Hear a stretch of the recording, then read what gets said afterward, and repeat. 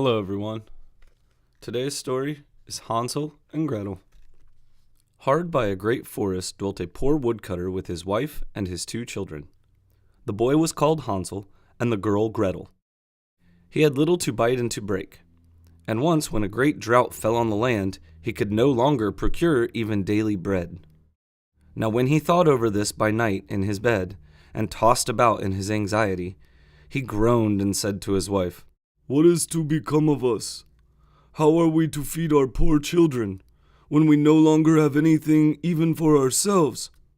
"I tell you what, husband," answered the woman. "early tomorrow morning we will take the children out into the forest to where it is the thickest.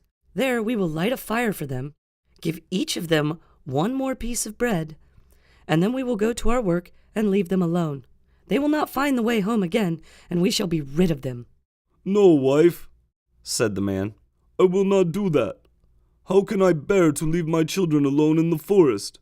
The wild animals would soon come and tear them to pieces." "Oh, you fool," said she.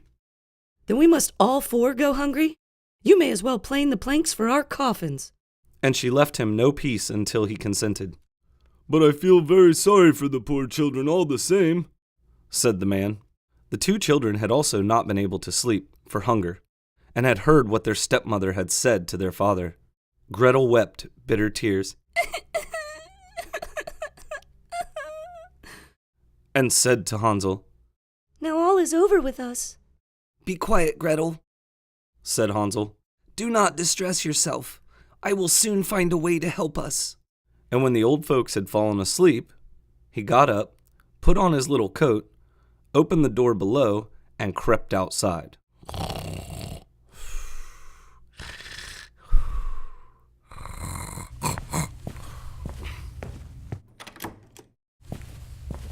The moon shone brightly, and the white pebbles which lay in front of the house glittered like real silver pennies. Hansel stooped and stuffed the little pocket of his coat with as many as he could get in. Then he went back and said to Gretel, "Be comforted, dear little sister, and sleep in peace. We will be okay." And he laid down again in his bed. When day dawned, but before the sun had risen, the woman came and awoke the 2 children, saying, "Get up, you sluggards. We are going into the forest to fetch wood." She gave each a little piece of bread and said, "There is something for your dinner, but do not eat it up before then, for you will get nothing else." Gretel took the bread under her apron, as Hansel had the pebbles in his pocket. Then they all set out together, on the way to the forest. When they had walked a short time, Hansel stood still and peeped back at the house, and did so again and again. His father said, "Hansel, what are you looking at there, and staying behind for? Pay attention and do not forget how to use your legs." "Ah, father," said Hansel, "I'm looking at my little white cat, which is sitting up on the roof and wants to say goodbye to me." The wife said, "You fool! That is not your little cat. That is the morning sun, which is shining on the chimneys." Hansel, however, had not been looking back at the cat, but had been constantly throwing one of the white pebble stones out of his pocket on the road. When they had reached the middle of the forest, the father said, "Now, children, pile up some wood, and I will light a fire, that you may not be cold." Hansel and Gretel gathered brushwood together, as high as a little hill. The brushwood was lighted, and when the flames were burning very high, the woman said, "Now, children, lay yourselves down by the fire and rest. We will go into the forest and cut some wood. When we have done, we will come back and fetch you away." Hansel and Gretel sat by the fire, and when noon came, each ate a little piece of bread. And as they heard the strokes of the wood axe, they believed that their father was near. It was not the axe, however, but a branch which he had fastened to a withered tree, which the wind was blowing backwards and forwards. As they had been sitting such a long time, their eyes closed with fatigue, and they fell fast asleep. When at last they awoke, it was already dark night. Gretel began to cry and said, "How are we to get out of the forest now?" But Hansel comforted her and said, "Just wait a little, until the moon has risen, and then we will soon find the way." And when the full moon had risen, Hansel took his little sister by the hand and followed the pebbles which shone like newly coined silver pieces, and showed them the way. They walked the whole night long and by break of day came once more to their father's house. They knocked at the door. And when the woman opened it and saw that it was Hansel and Gretel, she said, "You naughty children! Why have you slept so long in the forest? We thought you were never coming back at all." The father, however, rejoiced, for it had cut him to the heart to leave them behind alone. Not long afterwards, there was once more great drought throughout the land, and the children heard their mother saying at night to their father, "Everything is eaten again. We have 1/2 loaf left, and that is the end. The children must go. We will take them farther into the woods, so that they will not find their way out again. There is no other means of saving our lives." The man's heart was heavy, and he thought, "It would be better for you to share the last mouthful with his children." The woman, however, would listen to nothing that he had to say, but scolded him. The children, however, were still awake, and had heard the conversation. When the old folks were asleep, Hansel again got up, and wanted to go out and pick up pebbles, as he had done before. But the old woman had locked the door, and Hansel could not get out. Nevertheless, he comforted his little sister and said, "Don't cry, Gretel. Go to sleep quietly. It will be okay." Early in the morning came the woman, and took the children out of their beds. Their piece of bread was given to them, but it was still smaller than the time before. On the way into the forest, Hansel crumbled his in his pocket, and often stood still and threw a morsel on the ground. "Hansel, why do you stop and look around?" said the father. "Go on." "I am looking back at my little pigeon which is sitting on the roof and wants to say goodbye to me," answered Hansel. "Fool," said the woman. "that is not your little pigeon. That is the morning sun that is shining on the chimney." Hansel, however, little by little, threw all the crumbs on the path. The woman led the children still deeper into the forest, where they had never in their lives been before. Then a great fire was once again made, and the mother said, "Just sit there, you children, and when you are tired, you may sleep a little. We are going into the forest to cut wood, and in the evening, when we are done, we will come and fetch you away." When it was noon, Gretel shared her piece of bread with Hansel, who had scattered his by the way. Then they fell asleep and evening passed, but no one came to the poor children. They did not awake until it was dark night, and Hansel comforted his little sister and said, "Just wait, Gretel, until the moon rises, and then we shall see the crumbs of bread which I have strewn about. They will show us our way home again."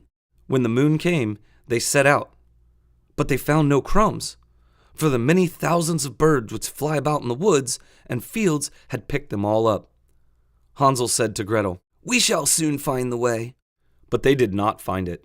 They walked and walked the whole night, and all the next day too, from the morning till evening, but they did not get out of the forest, and were very hungry, for they had nothing to eat but 2 or 3 berries, which grew on the ground. As they were so weary that their legs would carry them no longer, they lay down beneath a tree and fell asleep. It was now 3 mornings since they had left their father's house. They began to walk again, but they always came deeper into the forest, and if help did not come soon, they must die of hunger and weariness. When it was midday, they saw a beautiful snow-white bird sitting on a branch, which sang so delightfully they stood still and listened to it. And when its song was over, it spread its wings and flew away before them, and they followed it until they reached a little house, on a small roof where it landed. And when they approached the little house, they saw that it was built of bread and covered with cakes, but that the windows were of clear sugar. "We will set to work on that," said Hansel, "and have a good meal. I will eat a bit of the roof, and you, Gretel, can eat some of the window. It will taste sweet." Hansel reached up above and broke off a little of the roof to try how it tasted. And Gretel leaned against the window and nibbled at the panes. Then a soft voice cried from the parlor, "Nibble, nibble, gnaw. Who is nibbling at my little house?" The children answered, The wind, the wind, the heaven-born wind. And went on eating without disturbing themselves. Hansel, who liked the taste of the roof, tore down a great piece of it. And Gretel pushed out the whole one round of the window pane, sat down, and enjoyed it herself. Suddenly the door opened, and a woman as old as the hills, who supported herself on crutches, came creeping out. Hansel and Gretel were so terribly frightened that they let fall what they had in their hands. The old woman, however, nodded her head and said, "Oh, you dear children, Who has brought you here? Do come in and stay with me. No harm shall happen to you. She took them both by the hand and led them into her little house. Then good food was set before them, milk and pancakes with sugar, apples, and nuts. Afterwards, 2 pretty little beds were covered with clean white linen, and Hansel and Gretel lay down in them and thought they were in heaven. The old woman had only pretended to be so kind. She was in reality a wicked witch, who lay in wait for children, and had only built the little house of bread in order to entice them there. When a child fell into her power, they became her slaves and would do anything she told them. Witches have red eyes and cannot see far, but they have a keen scent like the beasts and are aware when human beings draw near. When Hansel and Gretel came into her neighborhood, she laughed with malice and said mockingly, I have them. They shall not escape again. Early in the morning, before the children were awake, she was already up, and when she saw both of them sleeping and looking so pretty, with their plump and rosy cheeks, she muttered to herself, They will be good workers. Then she seized Hansel with her shriveled hand, carried him into a little stable, and locked him in behind a grated door. Scream as he might, it would not help him. Then she went to Gretel, shook her till she awoke, and cried, Get up, lazy thing. Fetch some water and cook something good for your brother. He is in the stable outside and is to be made fat. When he is fat, I will eat him. Gretel began to weep bitterly. No, not my brother. But it was all in vain, for she was forced to do what the wicked witch commanded. And now the best food was cooked for poor Hansel. But Gretel got nothing but crab shells. Every morning the woman crept to the little stable and cried, Hansel, stretch out your finger that I may feel it, if you will soon be fat. Hansel, however, stretched out a little bone to her, and the old woman, who had dim eyes, could not see it, and thought it was Hansel's finger, and was astonished that there was no way of fattening him. When 4 weeks had gone by, and Hansel still remained small, she was seized with impatience, and would not wait any longer. Now then, Gretel, She cried to the little girl, stir yourself and bring some water. Let Hansel be fat or lean. Tomorrow I will cook him. Ah, how the poor little sister did laminate when she had to fetch the water, and how her tears did flow down her cheeks. Someone help us. She cried, If the wild beasts in the forest had but devoured us, we should at any rate have went together. Just keep your noise to yourself. said the old woman. It won't help you at all. Early in the morning, Gretel had to go out and hang up the cauldron with the water and light the fire, We will bake first. said the old woman. I have already heated the oven and kneaded the dough. She pushed poor Gretel out to the oven, from which flames of the fire were already darting. Creep in Said the witch, and see if it's properly heated so that we can put the bread in. and once Gretel was inside, she intended to shut the oven and let her bake in it, and then she would eat her too. But Gretel saw what she had in mind and said, I do not know how I am to do it. How do I get in? Silly goose. said the old woman, The door is big enough. Just look, I can get in myself. and she crept up and thrust her head into the oven. Then Gretel gave her a push that drove her far into it, and shut the iron door and fastened the bolt. Oh, then she began to howl quite horribly. Ow! Oh no! Ow! Ow, I'm cooking! Gretel, however, ran like lightning to Hansel, opened his little stable, and cried. Hansel, we are saved. Then Hansel sprang like a bird from its cage when the door is opened. How they did rejoice and embrace each other, and dance about and kiss each other. And as they had no longer any need to fear her, they went into the witch's house, and in every corner there stood chests full of pearls and jewels. These are far better than the pebbles, said Hansel, and thrust into his pockets whatever he could.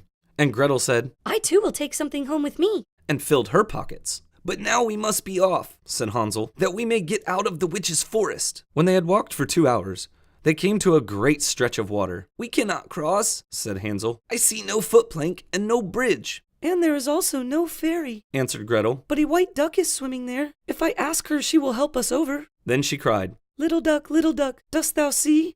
Hansel and Gretel are waiting for thee. There's never a plank or bridge in sight. Take us across on thy back so white. The duck came to them, and Hansel seated himself on its back and told his sister to sit by him. No, replied Gretel. that will be too heavy for the little duck. She shall take us across one after the other. The good little duck did so, and when they were once safely across and had walked for a short time, the forest seemed to be more and more familiar to them, and at length they saw from afar their father's house.